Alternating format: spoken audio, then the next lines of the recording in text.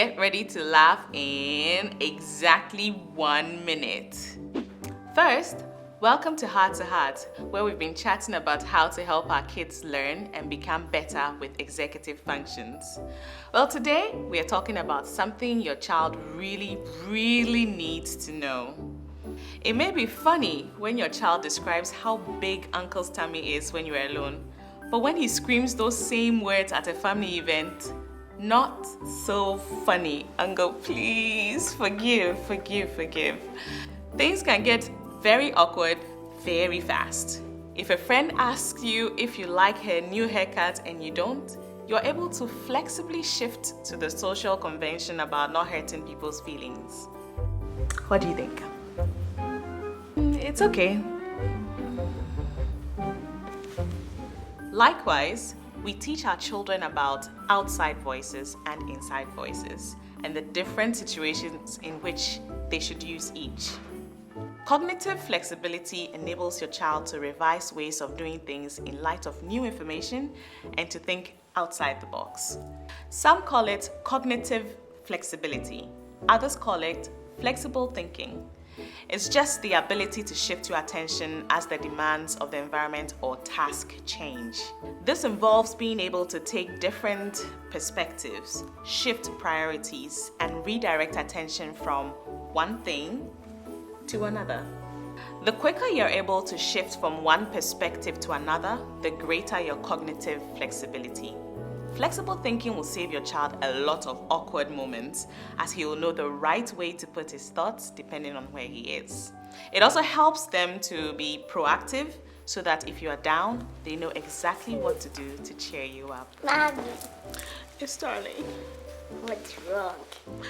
Alejandro broke up with Maria. Sorry, Mommy, it's just a show. Thank you, darling. Also, if you ask them to bring your phone from your bed and it's not there, they'll go on to search on your dressing table and under the bed. That's pretty helpful, right? Kids use flexible thinking both for learning to read and for reading to learn.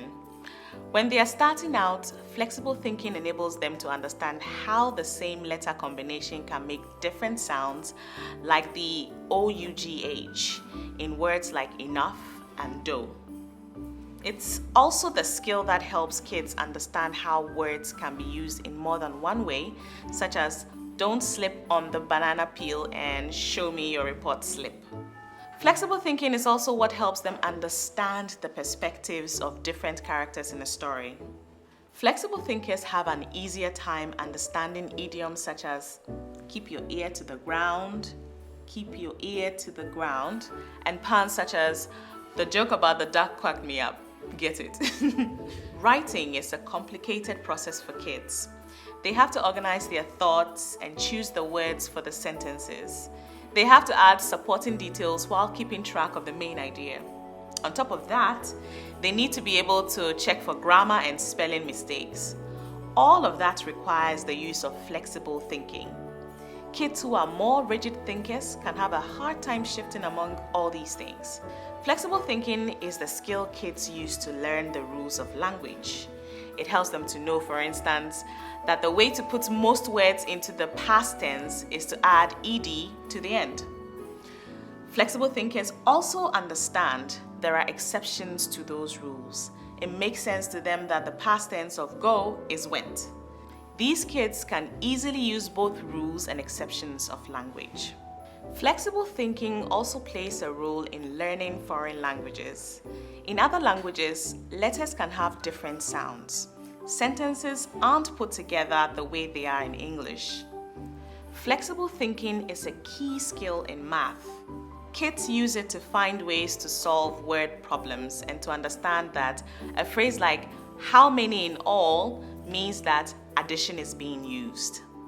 Flexible thinking also helps kids understand that there's more than one way to solve a math problem.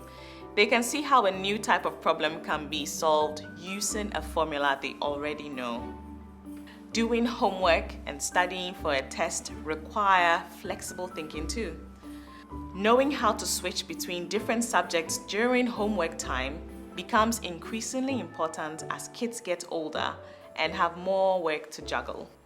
Doing math problems requires a very different strategy than doing a writing assignment. Kids need to be able to change their thinking to handle both. One thing you can do to nurture flexible thinking is to play the Fanny Dooley game. Fanny Dooley only likes words with double letters. Keeping this rule in mind, you and your child can come up with things Fanny likes and dislikes. For example, she likes bees, but she doesn't like bugs. She likes jelly, but not jam. She likes boots, but not shoes. Thinking about the sense of the words and the spellings can help your child learn to shift gears more comfortably. You can also read books that play with words. Kids who have trouble with flexible thinking may find it hard to understand that words can have more than one meaning. Riddles and jokes that play with words, meanings, or sounds can also be confusing. In books like Amelia Bedelia, the heroine takes everything literally. When she's asked to draw the curtains, she uses a marker to draw spots on them. You and your child can talk about what she should have done instead. Telling silly jokes and making puns also show your child how to use different meanings of words to make people laugh. Aye, why are fish so smart? Why? Because they live in schools.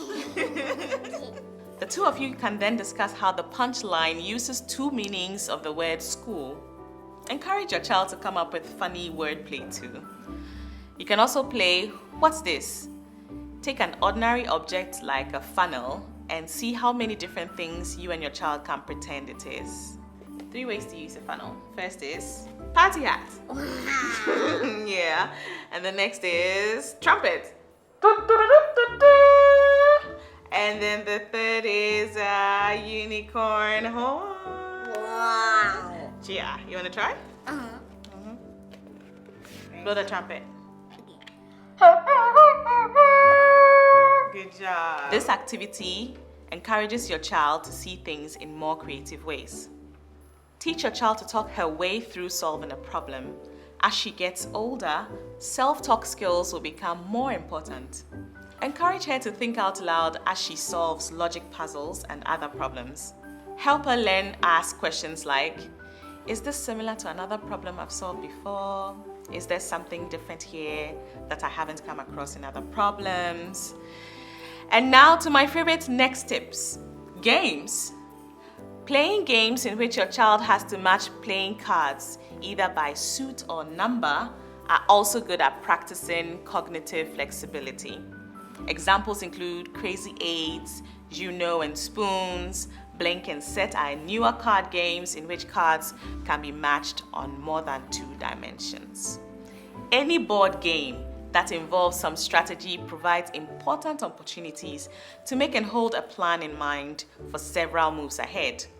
Consider the different rules that govern different pieces and adjust strategy in response to opponents' moves. Through strategizing, a child's working memory and flexibility have to work together to support great play. Ludo, checkers, and chess are good examples. I love that game, my personal favorite. But I'm sure you get the picture. These are just some of the things to help your child improve their cognitive flexibility. Good stuff, right? Well, that's it for today. But the next time we chat, I'll share tips on how the right nutrition can help your child's executive functions. Did you like this video? Leave a comment, encourage a sister, or share your own tips for teaching your kids. I can't wait to hear what you've got to say. Talk to you soon. Kisses to your little one. From Nestlé.